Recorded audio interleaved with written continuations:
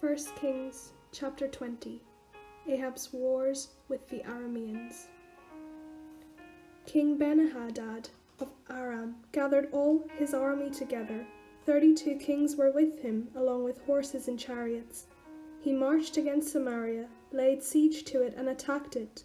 Then he sent messengers into the city to King Ahab of Israel, and said to him, "Thus says Ben-Hadad, your silver and gold are mine. Your fairest wives and children also are mine."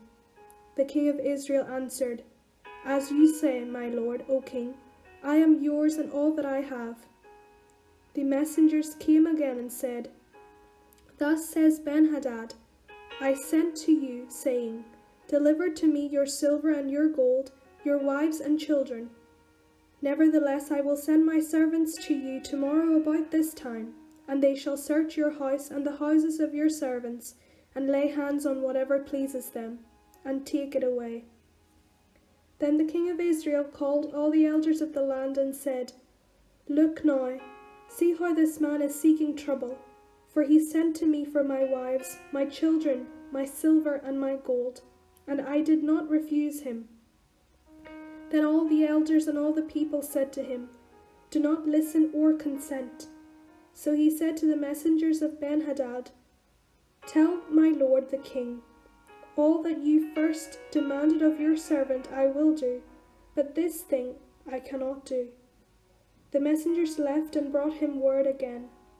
Ben-Hadad sent to him and said, "The gods do so to me, and more also, if the dust of Samaria will provide a handful for each of the people who follow me."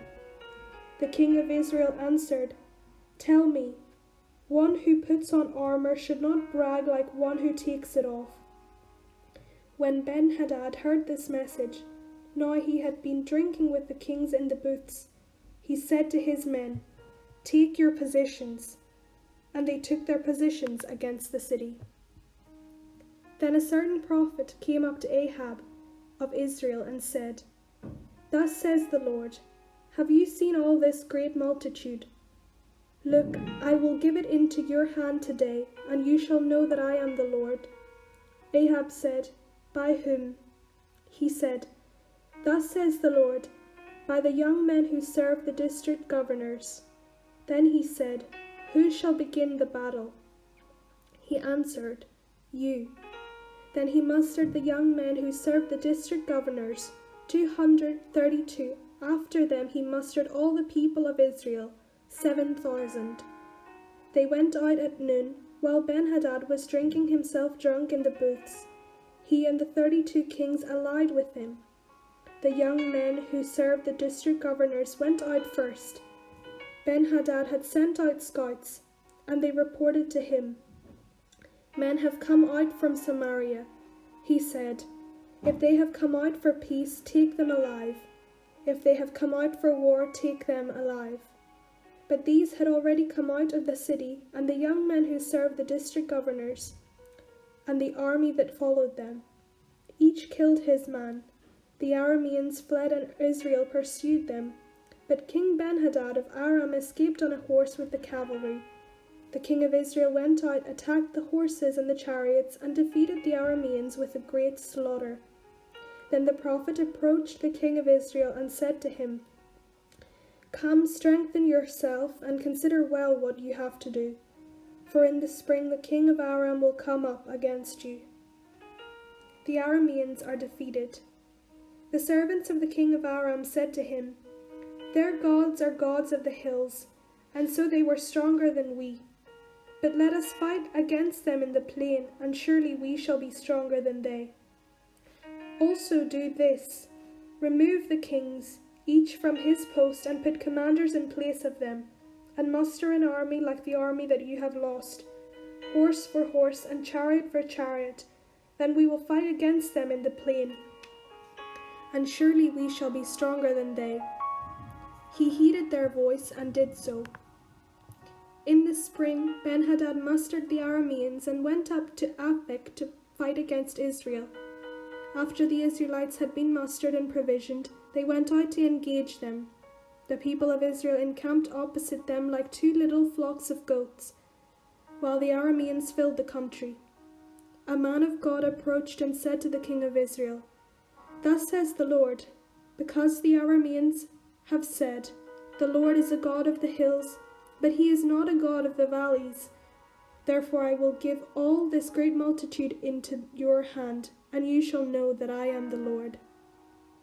They encamped opposite one another 7 days. Then on the 7th day the battle began. The Israelites killed 100,000 Aramean foot soldiers in 1 day. The rest fled into the city of Aphek, and the wall fell on 27,000 men that were left. Ben-Hadad also fled and entered the city to hide. His servants said to him, "Look, we have heard that the king of the house of Israel are merciful kings. Let us put sackcloth around our waists and ropes on our heads and go out to the king of Israel. Perhaps he will spare your life."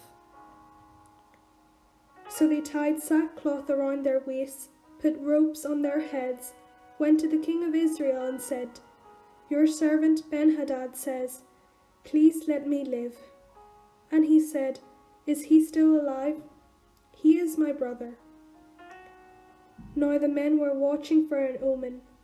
They quickly took it up from him and said, "Yes, Ben-Hadad is your brother." Then he said, "Go out and bring him." So Ben-Hadad came out to bring him, and he had him come up into the chariot. Ben-Hadad said to him, "I will restore the towns that my father took from your father, and you may establish bazaars for yourself in Damascus, as my father did in Samaria." The king of Israel responded, "I will let you go on those terms."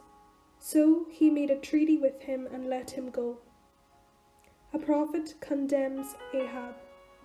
At the command of the Lord, a certain member of a company of prophets said to another, "Strike me." But the man refused to strike him. Then he said to him, "Because you have not obeyed the voice of the Lord, as soon as you have left me, a lion will kill you." And when he had left him, a lion met and killed him. Then he found another man and said, "Strike me." So the man hit him, striking and wounding him. Then the prophet departed and waited for the king along the road, disguising himself with a bandage over his eyes.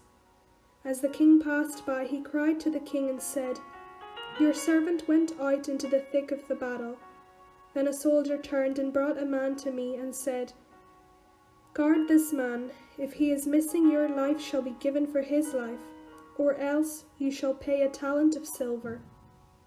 While your servant was busy here and there, he was gone. The king of Israel said to him, "So shall your judgment be. You yourself have decided it." Then he quickly took the bandage away from his eyes. The king of Israel recognized him as one of the prophets. Then he said to him, "Thus says the Lord, because you have let the man go whom I had devoted to destruction, therefore your life shall be for his life, and your people for his people." The king of Israel set toward home, resentful and sullen, and came to Samaria.